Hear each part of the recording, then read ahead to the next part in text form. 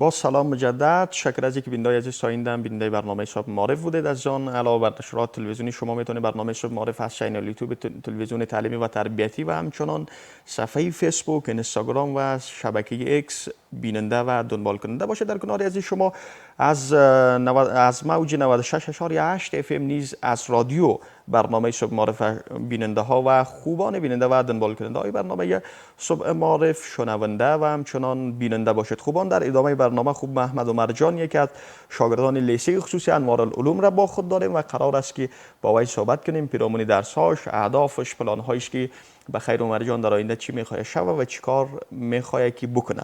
سلام بر شما عمر عزیز، خوش آمدید به برنامه صبح معرف. نسیم کوه جانان هست قرآن، شمیم عطر رحمان است قرآن، بود روشنگر راه سعادت، چو خورشید فروزان هست قرآن. سلام و عرض ادب احترام خدمت شما و بینندگان عزیز رادیو تلویزیون معرف. امیدوار هستم که روزتان را پر از رحمت الهی آغاز کرده باشید. محمد عمر احدی هستم، متعلم صنف هشتم، یک تن از شاگردان لیسه عالی خصوصی انوارالعلوم. سلامت باشید. شکر از اینکه عمر جان در برنامه صبح معرف هستی و ما خوشحال هستیم که خوب بسیار با یک آغاز پر انرژی، با یک آغاز بسیار عالی، یک شعر زیبا، شعری که براتون انتخاب کرده بود.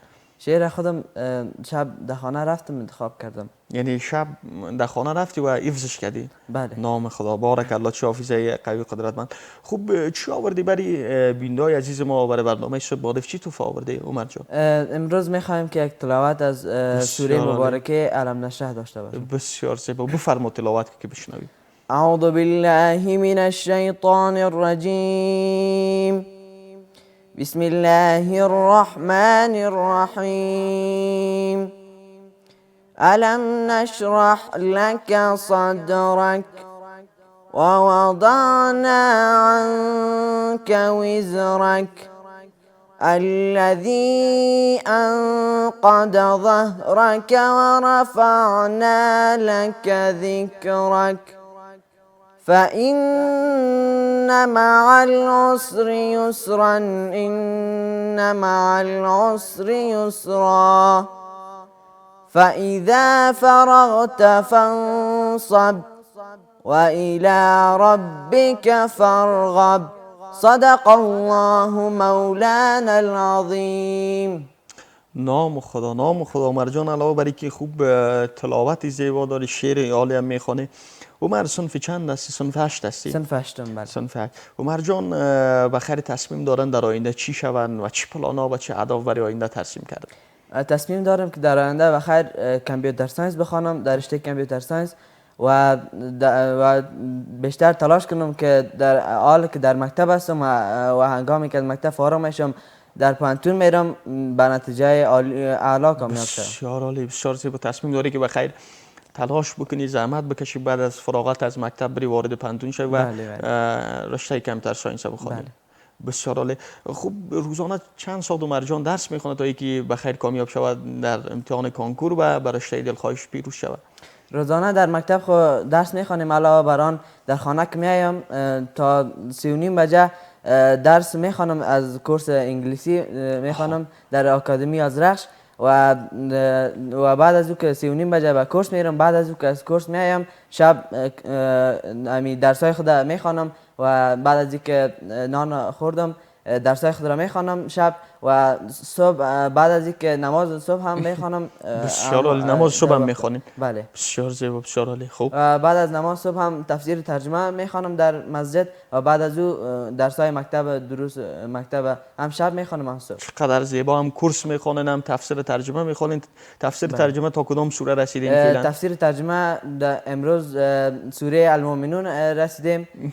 سوره المؤمنون سپاره 17 است به نظرم. بسیار عالی. یعنی عمر جان تقسیم اوقات داره، صبح که وقت میخیزه نماز را میخونه، بعد از او تفسیر ترجمه میخونه، کورس ها میره. کورس انگلیسی چی مدت زمان است که شروع کردین؟ کورس انگلیسی پارسال در زمستان شروع کرده بودم که حالا در ماه 8 هستم بخیر و 1-2-3 روز بعد امتحان داریم بخیر کامیاب شوم و به ماه 9 برم. ان شاء الله که کامیاب میشه. خوب زحمت میکشی، بچه زحمت کش هستی، درس میخوانی. خوب، طبعا به زبان انگلیسی دیگر تسلط داره، میتونی صحبت کنی؟ بله صحبت کردم. میشه به زبان انگلیسی برای بیننده‌های عزیز ما یک سلام بتی، یک صبح بخیری کنی؟ بله. In the name of Allah, hello, hello, my friends. My name is Muhammad Omar, and my last name is Ahadi. I'm from Saripul province. Now I live in Kabul city, and I hope you are enjoying my I hope you are enjoy.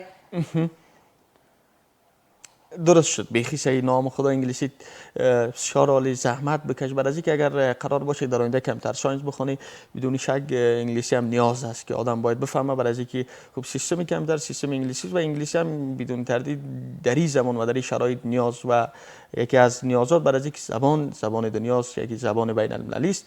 امیدوار هستیم که عمر جان همچنان زحمت بکشه، تلاش بکنه، همچنان درس بخونه و خیلی که تشویق میکنن در خانه که بیشتر درس بخونی. در خانه پدر و مادر و کاکایم که او هم انگلیسی رو خلاص کرده، او هم تشویق میکنه. بسیار زیبا. شکر از اینکه عمر جان در برنامه صبح معارف آمدی. خوشحال شدیم که خوب بر ما شعر خواندی، قرائت کردی و زبان انگلیسی صحبت کردی. امیدوار هستیم که همچنان بیشتر و بیشتر تلاش بکنی. بعد از اینکه خوب آینده کشور مال شما جواناست و باید زحمت بکشید. پیام زیبایی را برای بینندای عزیز ما، برای پدر جان، برای فامیلی عزیز، برای کاکایت که تشویقت میکنه، بگو چی پیام داری؟ اول پیامی است که اشخاصی که به دیگر کشورها سفر میکنن و مو سفر خود را نباید در کشورها کنن و در کشور خود خدمت کنن و همون کاری که در دیگر کشورها میکنن همون را در داخل افغانستان و کشور خود به وطن خود خدمت کنن تا که وطن ما آباد شود و به مثل کشورهای دیگر آباد شود وطن عزیز ما. و پیام دیگه ما امی است که شاگردایی که تلاش نمیکنن باید تلاش کنن و باید به درجه اعلی کامیاب شوند و باید دروس خود را زیاد بخوانند و اگر آنهایی که میگن که درس را یاد نمیگیرم، درس را به عملی کار کنند، به خود